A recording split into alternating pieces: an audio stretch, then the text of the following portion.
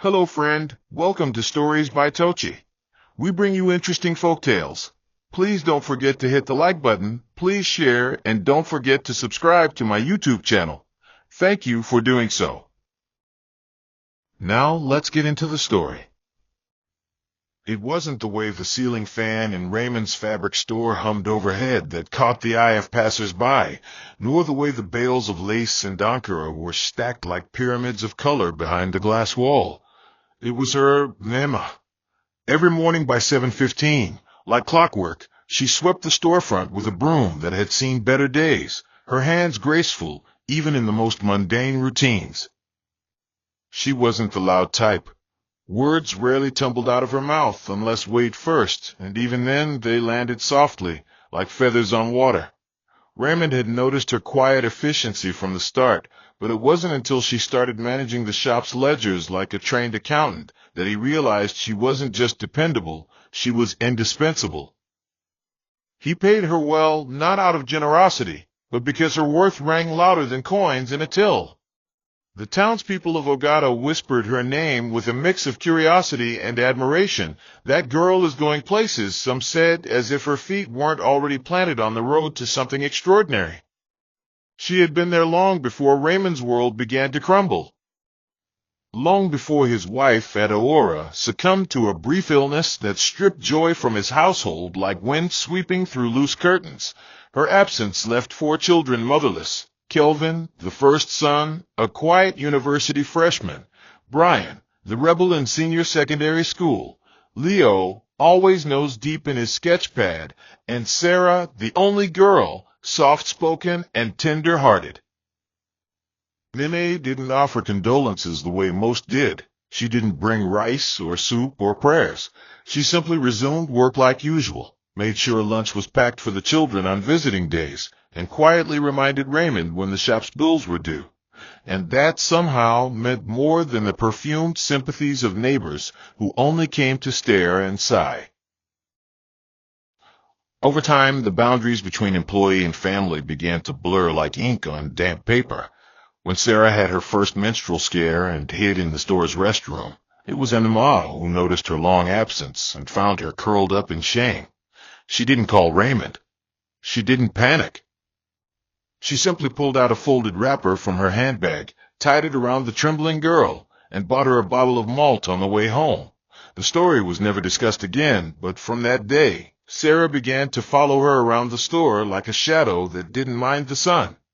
Brian, who rarely greeted anyone, started helping Emma carry stock inside.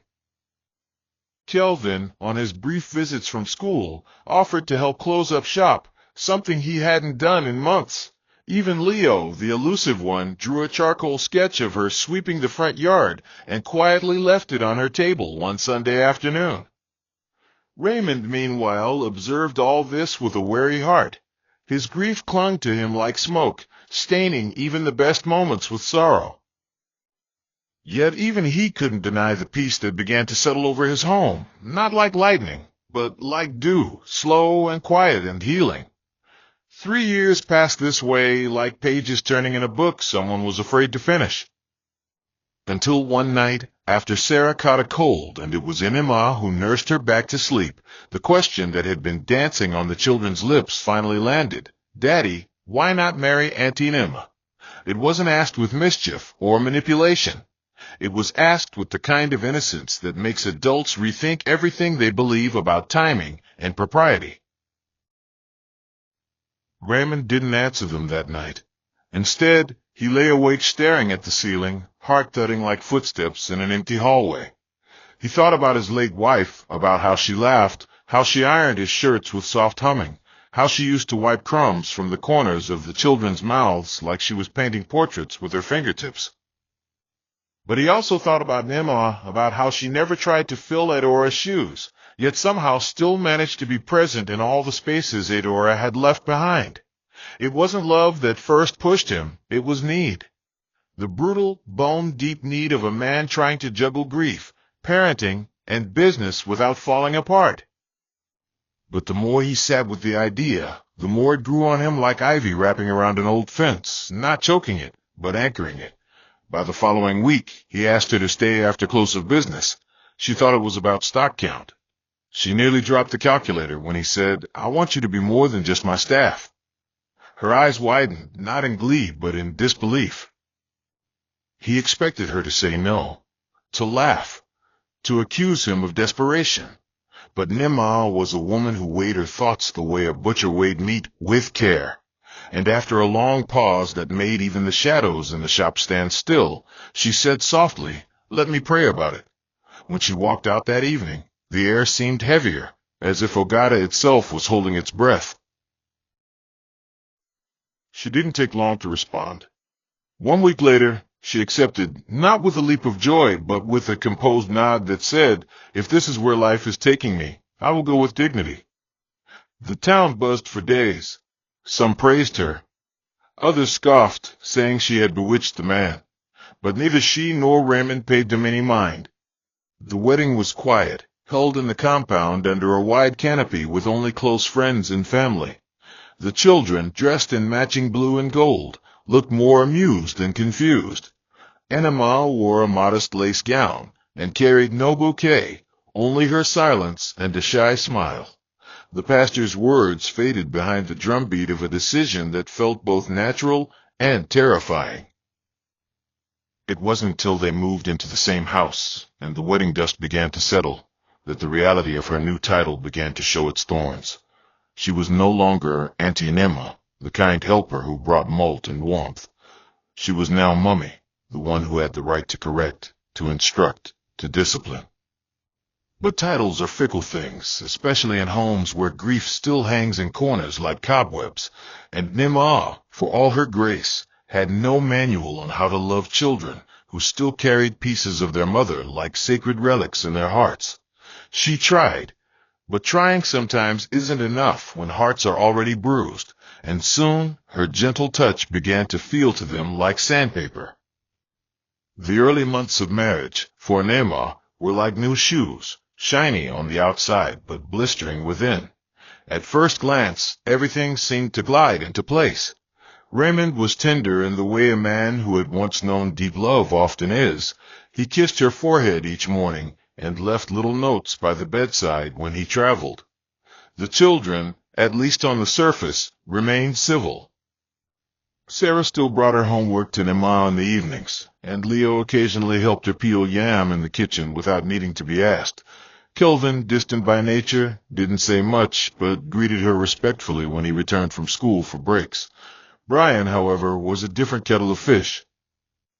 His eyes began to narrow at her when she gave instructions, as though calculating the limits of her authority. But Enema didn't want to rock the boat. She had walked into this marriage not to replace, but to restore. And so she walked on eggshells, careful not to bruise anyone's feelings, even when hers sat quietly bleeding in the corner. It wasn't long before her body began to change, first a missed period, then a craving for unripe mango soaked in pepper. Her pregnancy was met with mixed feelings. Raymond was excited but hesitant, as if joy was something that might betray him. The children congratulated her, some sincerely, others with forced smiles that barely reached their cheeks. But Nenmei didn't dwell on it. She threw herself into preparations, sewing tiny clothes and humming lullabies even before her stomach showed.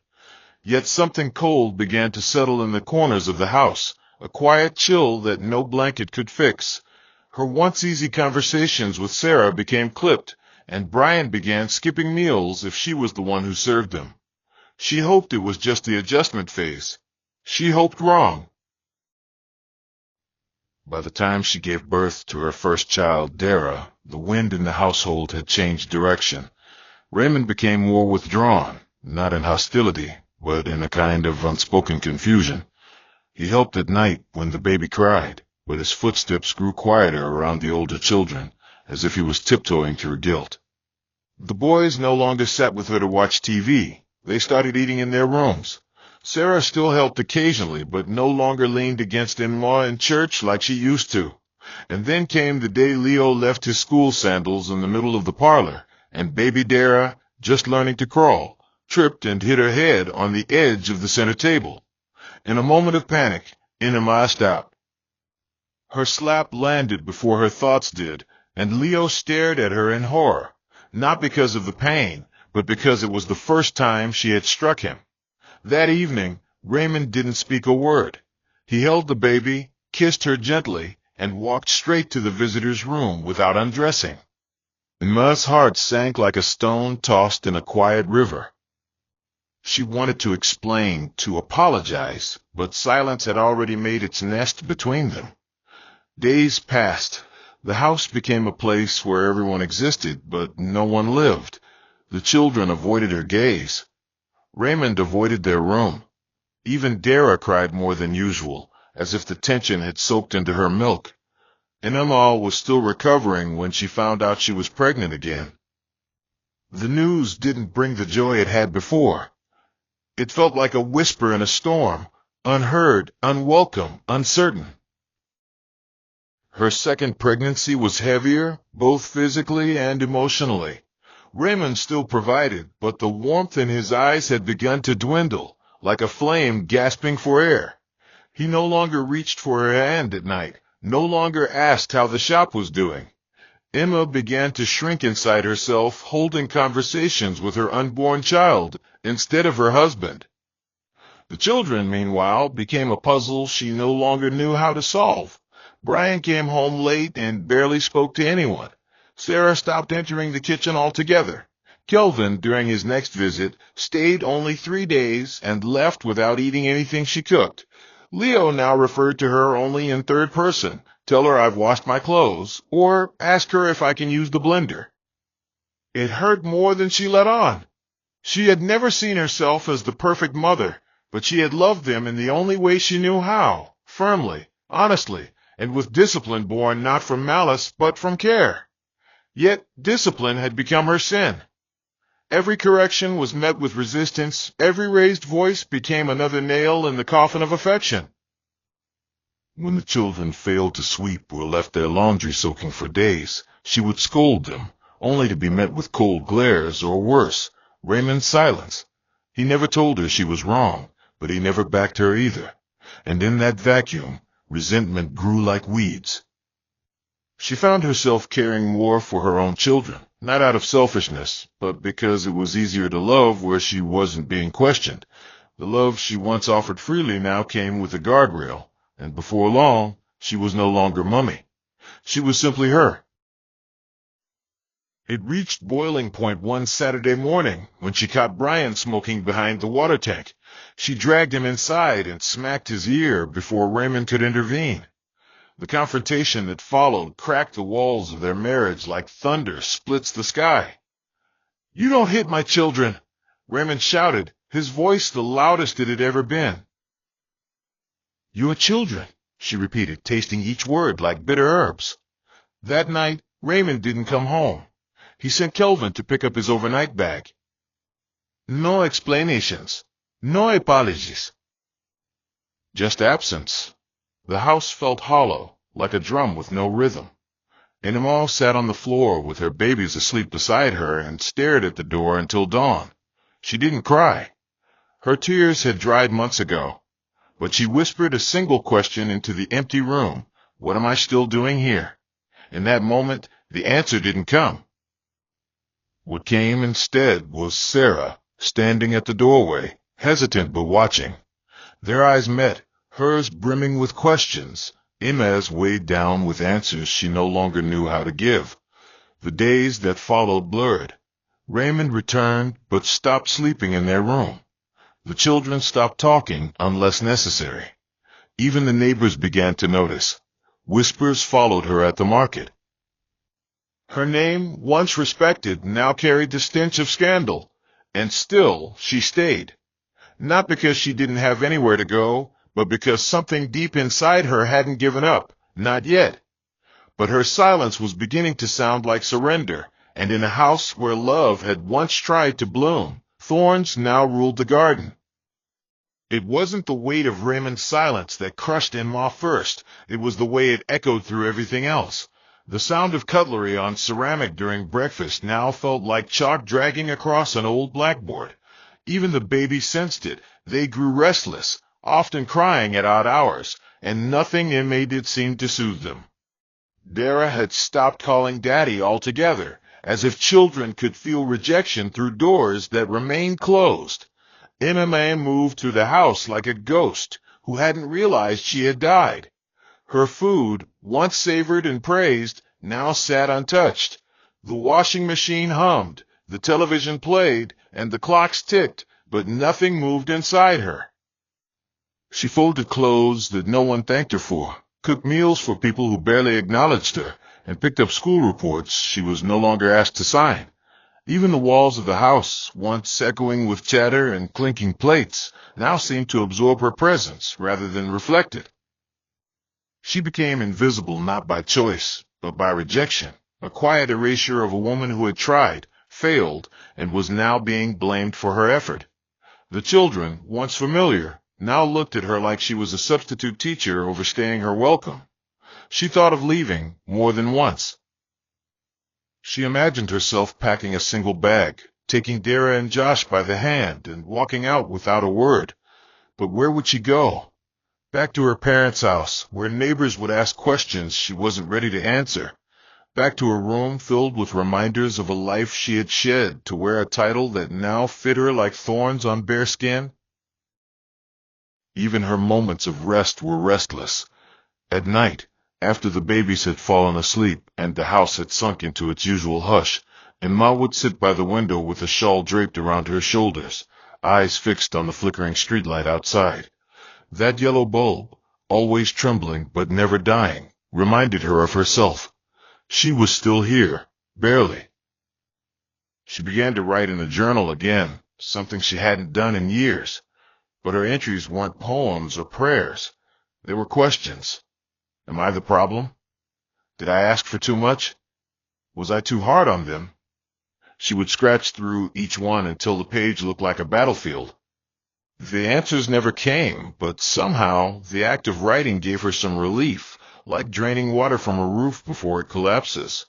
Meanwhile, the children lived their lives as if she were an inconvenient piece of furniture.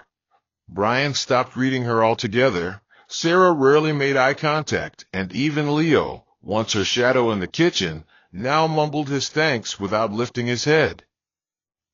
Kelvin had become the unofficial spokesperson of the siblings. One Sunday he confronted his father in the sitting room, unaware that Emma was listening from the hallway. "She's not our mother," he said bluntly. "Stop acting like we owe her love. We never asked you to marry her." The words landed like a blade, clean and sharp. Raymond didn't reply. He didn't defend Nene. He simply sighed, stood up, and walked away. That silence cut deeper than any insult. It told Nene everything she needed to know. She was fighting this war alone. By the time Josh was born, the house had become a landmine. Every step, every word, every glance could spark an explosion. Raymond did his duty. He paid school fees, provided food, showed up for events, but he no longer touched her, no longer looked at her like he used to. He treated her like one treats a co-tenant, polite, distant, transactional. There was no intimacy, not even accidental ones. If their hands brushed while reaching for a spoon, he would retract like he had touched fire. One afternoon, in a moment of quiet desperation, Emma approached him in the kitchen. "Ray," she whispered, "we can't keep living like strangers." He didn't turn. He wiped his hands on a towel and said, "We're not strangers. We're co-parents." It was the first time he had referred to her solely in relation to the babies. No longer wife, no longer partner, just a function. She stood there, paralyzed, as if someone had poured ice water down her back. That night, she locked herself in the bathroom and wept without sound. Not because of what he said, but because of what he no longer said. Love isn't always murdered in loud arguments. Sometimes it's starved in silence, and hers had withered to skin and bone. Days turned into weeks, and then into months. Her relationship with the children had deteriorated to a handshake level. She cooked. They ate. She scolded. They rolled their eyes. She instructed. They waited until Raymond returned before responding. Her authority had been reduced to an echo, present, but powerless. And still she stayed, not because of pride, but because of a desperate need to prove she was more than the villain they were painting her to be.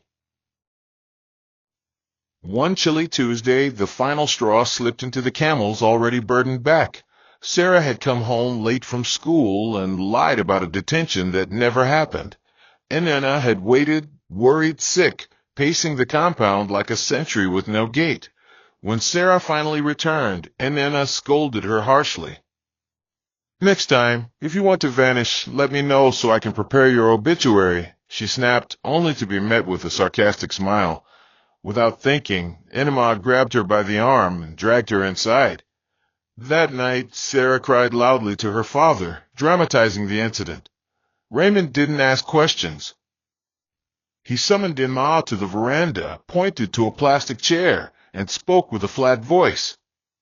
"I'm tired of complaints. If you cannot love them like your own, then stop punishing them like they're yours." She stared at him, speechless. It was the first time he had said it aloud, that her love wasn't enough. That same week, he packed a bag and left for his younger brother's house for 3 days. When he returned, he slept in the guest room again. But this time, he locked the door. Enema knew then that she couldn't continue like this.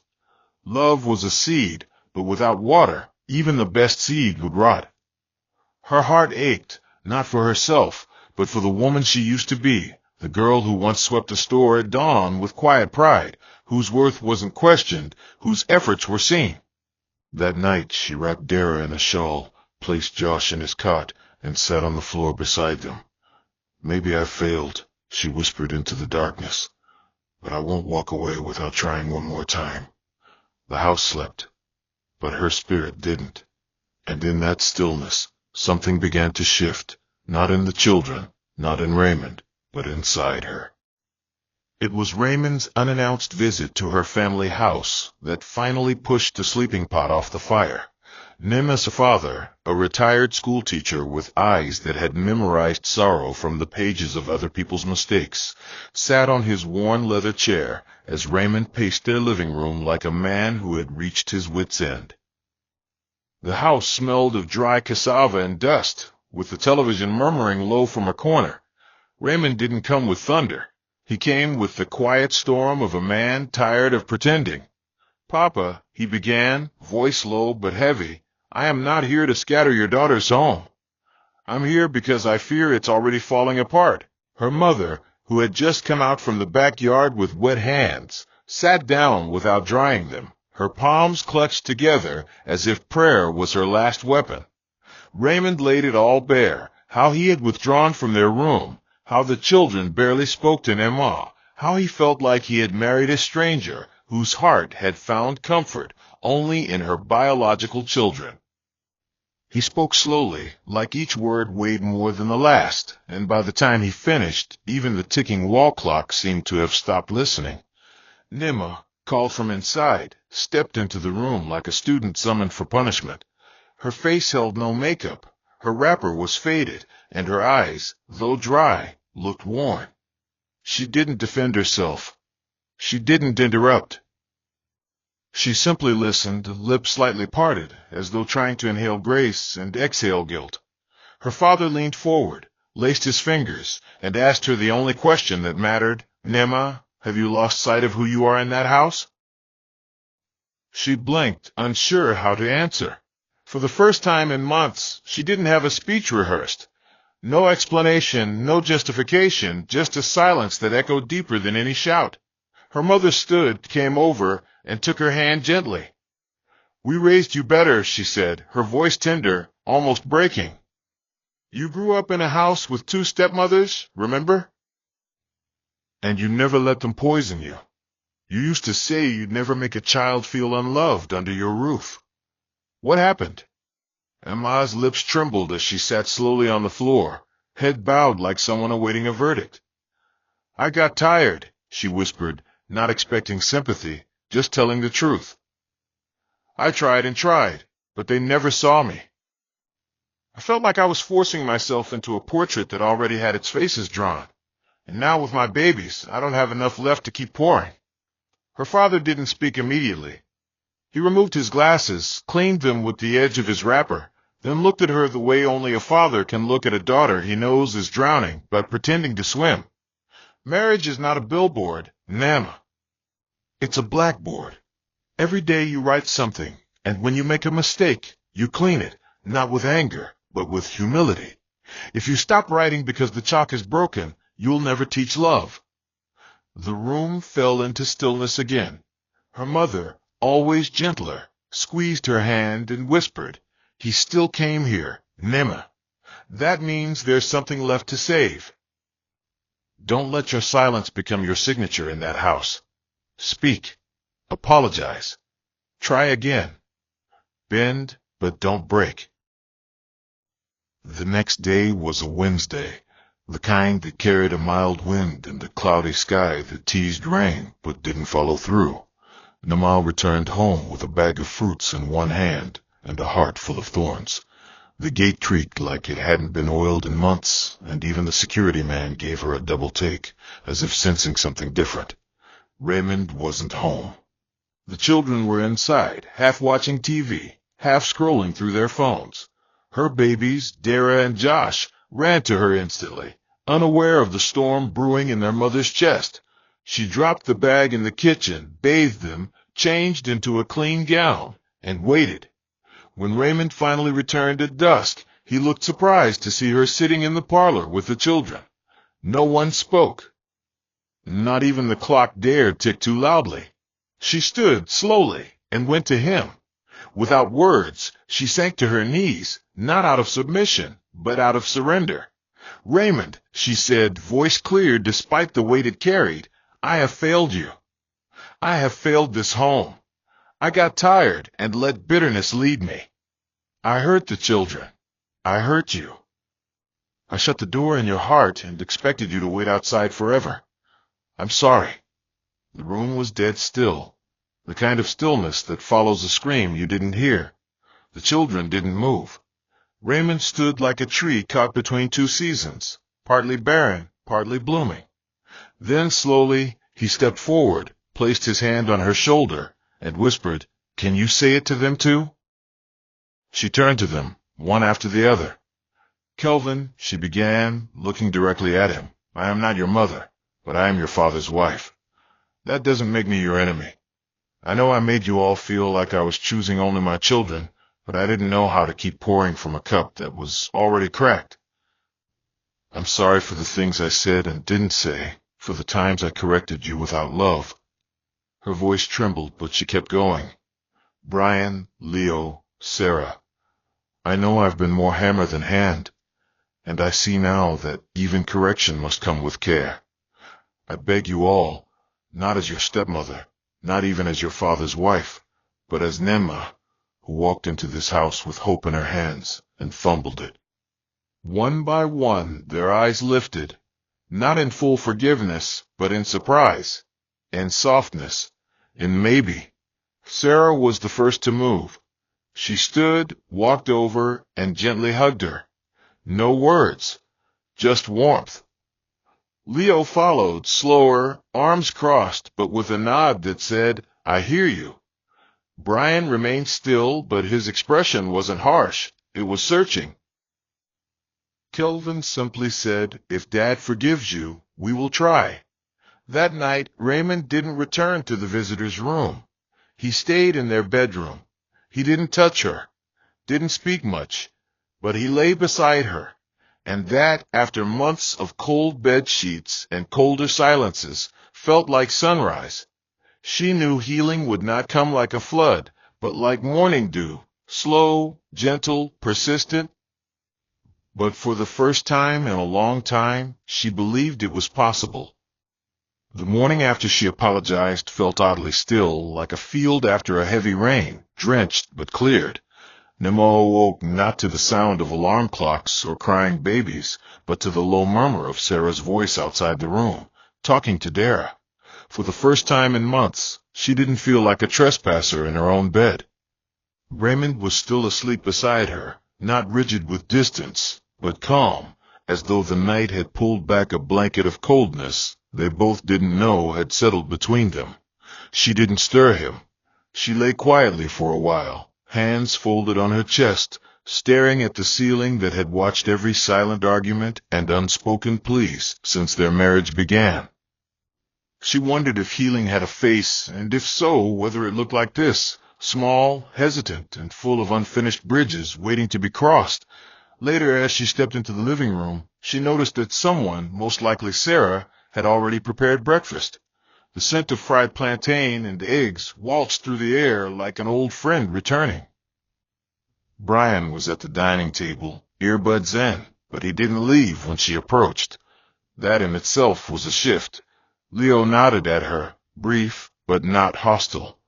Enwa sat down, her body still adjusting to this unfamiliar welcome, her heart slow dancing between relief and caution.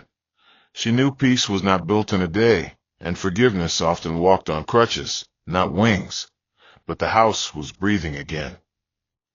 Not with full lungs, but with the kind of soft exhales that come after holding one's breath too long.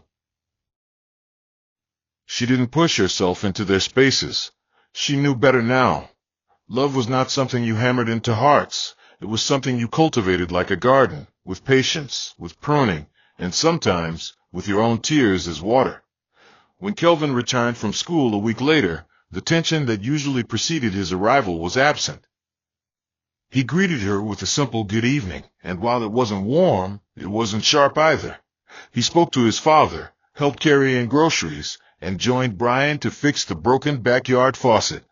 May stayed in the kitchen, chopping vegetables with Sarah, who now asked questions and shared gossip from school. Dara sat at the doorway with a bowl of puff-puff, occasionally shouting nonsense words at the lizard scurrying past. Josh had begun crawling around like a puppy with a mission, bumping into legs and tables with fearless abandon. In those simple moments, Emma began to see flickers of what a home should feel like, not perfect, but present. She started doing little things again, slitting thank you notes into Kelvin's textbooks, praising Leo's sketches, praying quietly for Brian before sleep. She no longer forced hugs or demanded affection. She simply showed up day by day like sunrise, expected, silent, but necessary. The children didn't call her Mom, but they no longer muttered that woman either. They now addressed her by name, and while some might have seen that as distant for an Emma, it was a ladder rung higher than before.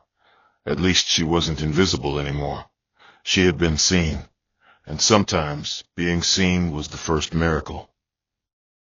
One Saturday evening, while Raymond trimmed the hibiscus hedge near the front gate, Emma came outside with a cold drink. She hadn't done that in a long time, not since before her second child. He looked up, mildly surprised, then smiled faintly and took the bottle from her. They sat in silence for a while, watching the neighborhood boys chase a football that had lost all its air but none of its joy. After a long pause, Raymond cleared his throat. "I thought I lost you," he said without looking at her. Emma shifted slightly, brushing her wrapper against her ankle. "You did," she replied softly, "but I lost myself first." He nodded, as if the confession echoed a thought he hadn't found words for. "I thought marrying you would fix everything, not realizing we were all still broken." Emma's voice trembled. "I thought if I did everything right, they'd love me. But love isn't wages, is it? You can't earn it. You wait for it." The breeze swept through their silence, rustling the leaves like a whispering choir. For a moment, they simply sat, two people finally talking to the ache they had ignored for too long. "Thank you for not walking away," Raymond said. "Thank you for still calling this place home." And Emma smiled faintly. "Thank you for calling me back." That night, for the first time in what felt like forever, she placed her head on his chest and listened, not to the beat of his heart, but to the softness in his breathing. The peace wasn't perfect, but it was honest, and that was enough. The following week, a family meeting was called, not with announcements or tension, but over bowls of rice and stew. Raymond initiated it with a story from his childhood about how his own stepmother once burnt his school uniform and how long it took him to forgive her. The children laughed, not because it was funny, but because it broke the ice. Then Emma, in her careful tone, addressed the elephant that had tiptoed through their house for too long. "I will never beat you again," she began, eyes meeting each child's in turn. "Not because you don't deserve correction, but because I now understand there are other ways to teach love." Brian raised an eyebrow but didn't argue. Leo nodded slightly, sketchbook in hand. Sarah leaned her head against Emma's shoulder, a silent gesture that said more than words. Kelvin, always the hardest to read, asked her if she needed help setting up a new shelf for the babies. It wasn't a grand gesture, but it was olive branch enough. Slowly, the house began to regain its rhythm. Arguments still came, but they ended with conversations, not cold shoulders. Chores were done. Meals were shared. Even laughter, that rare guest, returned. It was not the fairy tale ending Nemo once dreamed of. It was better. It was real. And in that authenticity, she found something deeper than approval or affection. She found place.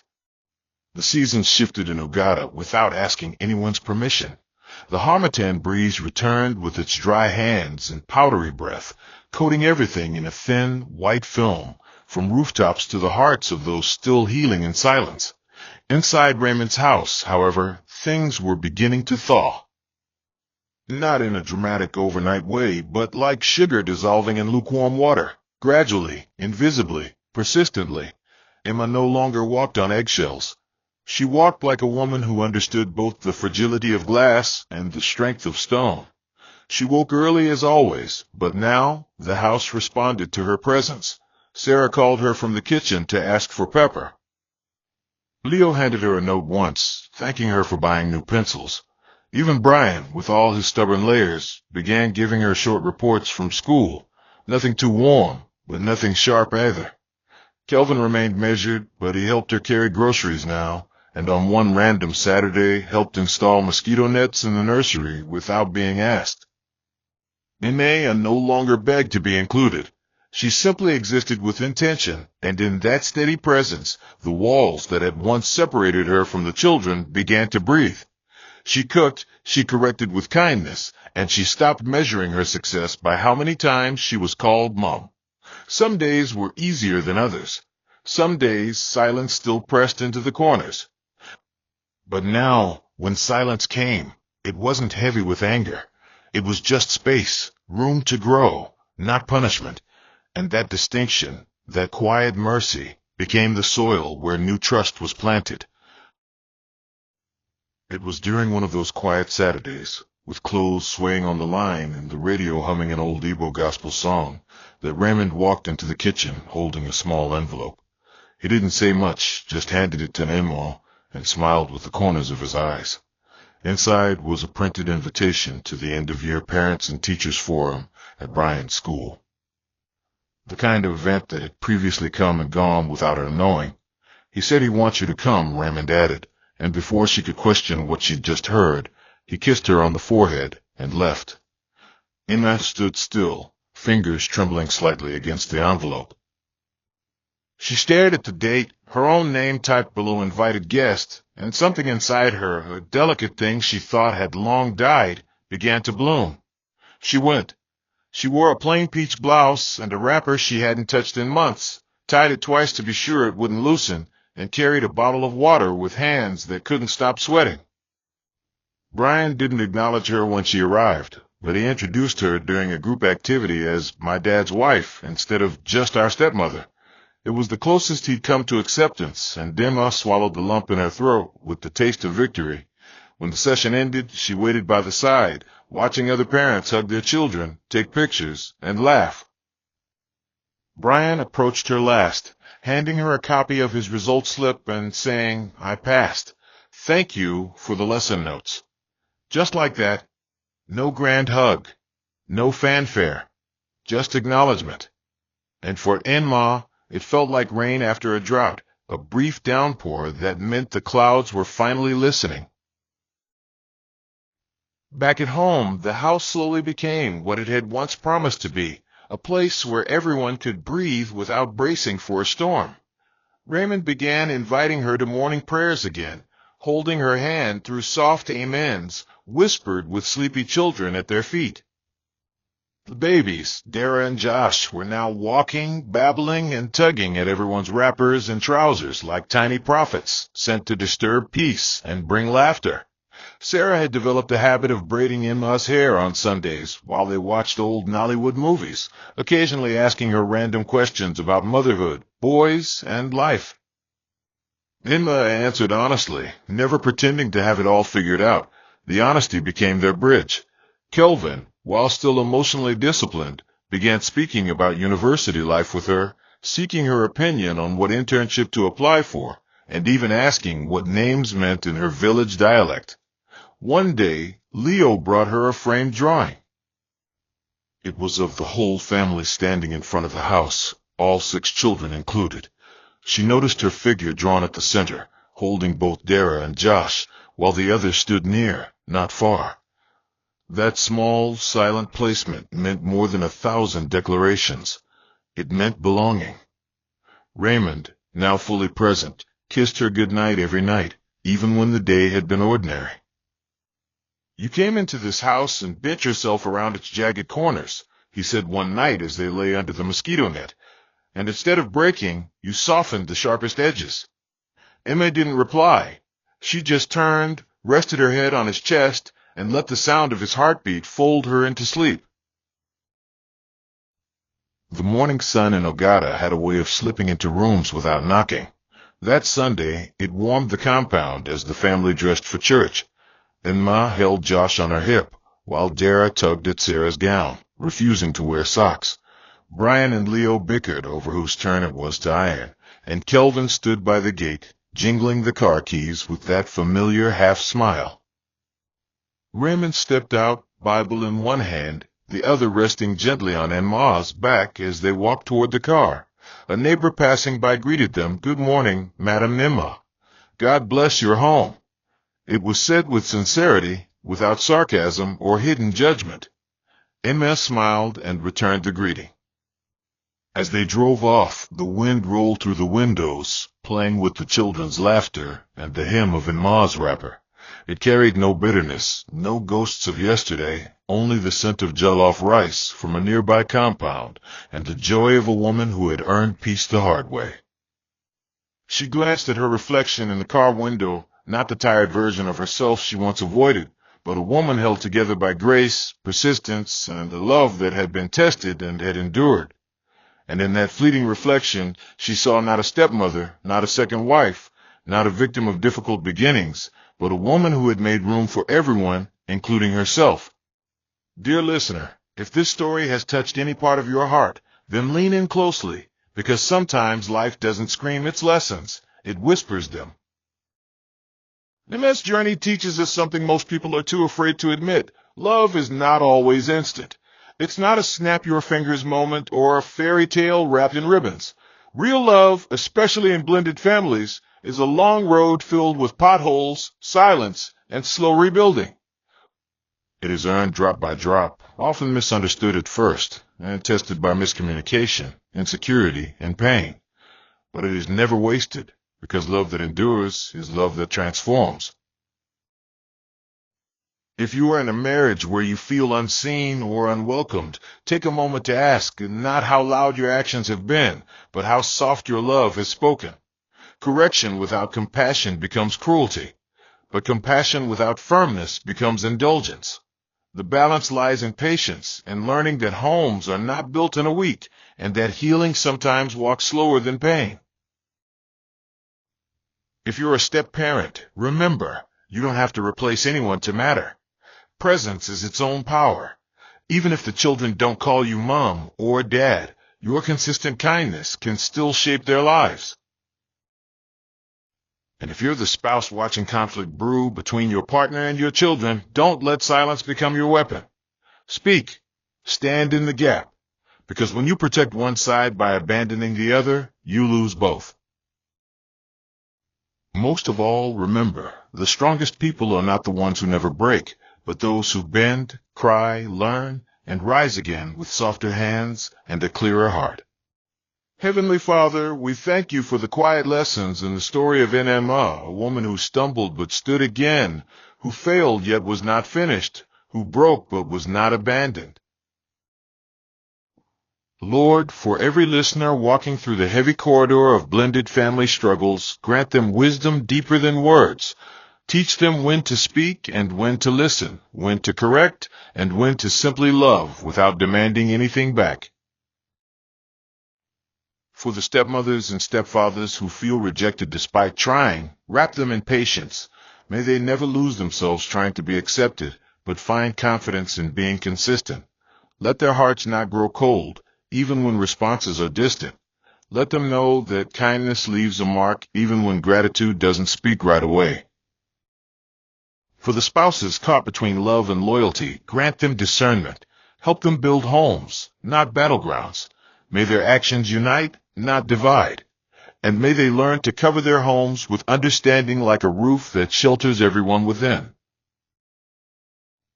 And for every child listening, those healing from wounds, those struggling to adjust, open their hearts to see the efforts being made around them.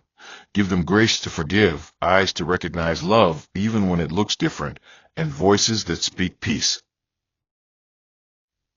May every broken home receive a second wind. May every hardened heart be softened. May every weary soul find rest, not in escape, but in renewed strength. Let joy return to silent kitchens.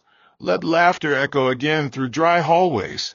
And may every listener, young or old, married or single, leave this moment knowing that healing is possible, homes can be rebuilt, and love, when true, always finds its way back. In Jesus' most gentle and mighty name, amen. Hope you enjoyed this interesting story. Please don't forget to like, share, and subscribe to my channel. See you again in my next story.